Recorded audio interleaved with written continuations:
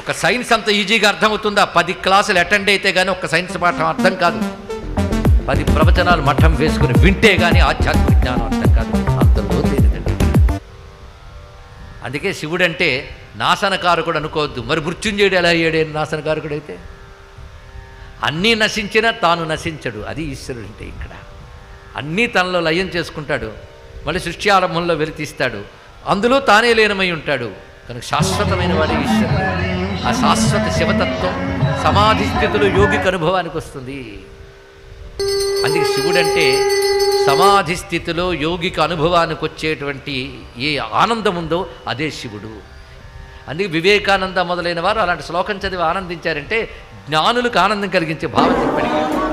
మన ప్రత్యక్షిత్తే సవిధం అంటే బయటికి పరిగెడుతున్న మనస్సుని లోపలికి లాగి అంతర్ముఖం చేసి ఆ పరమాత్మ యందు